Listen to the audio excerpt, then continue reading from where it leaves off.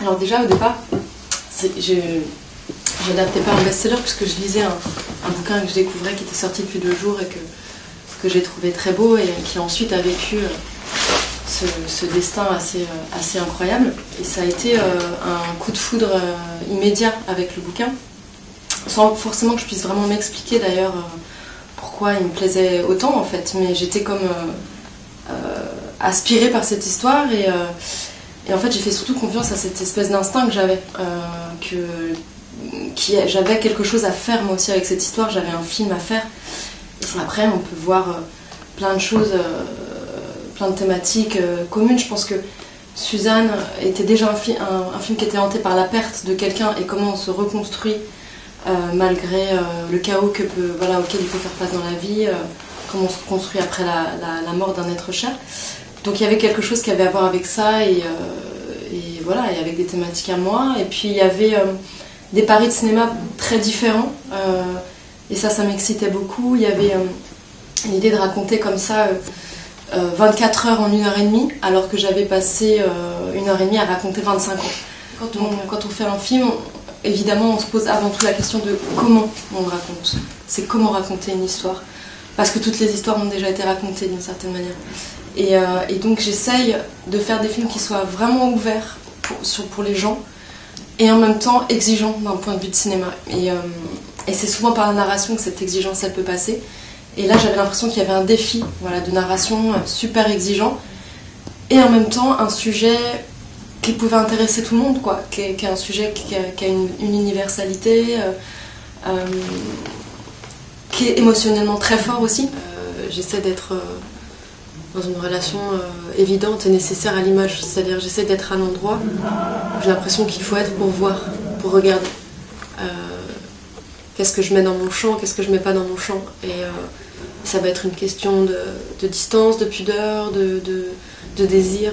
Tout est fonction en fait de la scène, de ce que nous raconte la scène. C'est compliqué de répondre parce que je pense que c'est très subjectif. En fait, chaque lecteur vous répondrez sans doute différemment. Moi, j'ai la sensation quand je lis le roman que c'est beaucoup le livre de Simon, mais vous en parliez beaucoup au début. Donc, j'ai l'impression que le personnage qui est au-dessus des autres, qui survole et qui les guide finalement, c'est lui, c'est cet adolescent. Dans mon film, je me suis vraiment attachée à construire ce dont parlait Maëlys d'ailleurs pour son roman, qui l'a beaucoup guidée aussi, une chanson de geste. C'est-à-dire que c'est ni un film choral au sens classique où tout le monde a sa petite histoire, etc., ni une chronique où on suit de manière linéaire comme ça un récit. C'est entre les deux. Et c'est un film relais, en fait, qui raconte comment chaque individu de cette chaîne construit comme ça un fil tendu entre une mort et une vie, et comment chacun est totalement indispensable à la chaîne. Et à travers cette structure-là, et donc l'idée qu'en effet il n'y a pas de personnage principal, ou peut-être que le personnage principal c'est ce cœur, cet organe, on raconte en fait un film sur le don de soi et sur le principe de solidarité. Il y a plein d'influences différentes, mais en tout cas il y avait l'idée d'essayer de déployer ma mise en scène, Ce qui me plaisait aussi dans ce roman, c'est que ça me confrontait à des scènes qui allaient me demander de pousser ma mise en scène plus loin que d'habitude, de sortir de situations purement, on va dire, naturalistes. Et le surf en faisait partie. Donc j'avais un défi. Avec Tom, on a regardé tous les films de surf, de Point Break à Endless Summer, en se demandant, d'ailleurs il y a des scènes géniales dans Point Break, des trucages incroyables. Et évidemment, on s'est nourri de tout ça en se disant qu'on voulait faire un film qui ait du souffle, qui ait de l'ampleur romanesque. Et certains films d'action américains nous ont nourris aussi. Et E.T., ça me renvoyait beaucoup à l'enfance, en fait, au plaisir de comment le cinéma, en fait, réunit la famille, qui est pourtant pas trop ce que j'ai vécu moi, mais que je trouve vachement beau, en fait, c'est de se dire on partage un film, on partageait en tant qu'enfant un film avec sa mère, son père ou son frère et sa sœur, être ensemble devant une image et pleurer en même temps, rire en même temps. C'est comment faire passer en fait les liens familiaux, les choses qui nous unissent pas avec un vecteur, quoi. Parce que c'est... Bizarrement, on a 1000 fois moins de pudeur à pleurer ensemble devant un extraterrestre que de pleurer ensemble pour se dire je t'aime, je te quitterai jamais, j'ai peur que tu meurs, ne t'en vas pas, quoi. Et c'est ça que je trouve beau, en fait, et je trouve merveilleux dans l'expérience de cinéma, et dans ce cas-là de collectif, quand elle rentre dans l'intime, dans la famille. Et c'est bizarrement un film sur la transplantation, enfin sur le... Si vous vous souvenez bien, E.T.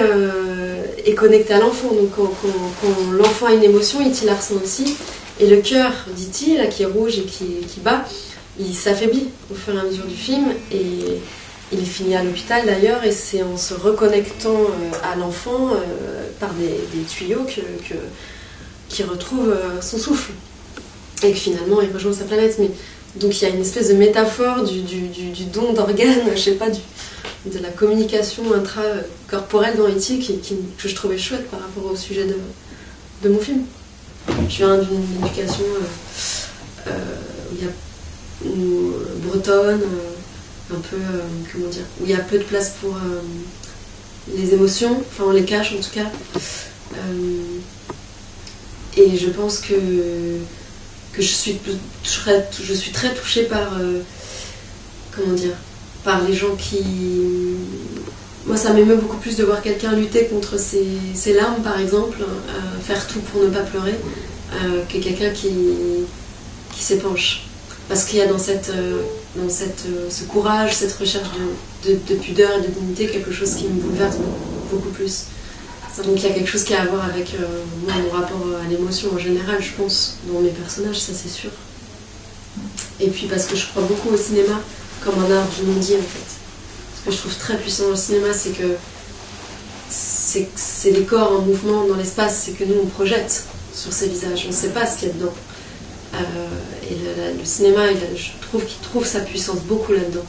Ça vaut que pour moi, hein, parce que j'ai vu des films bavards, magnifiques, ça vaut vraiment que pour moi. Mais en tout cas, moi j'ai confiance dans le cinéma à cet endroit-là aussi.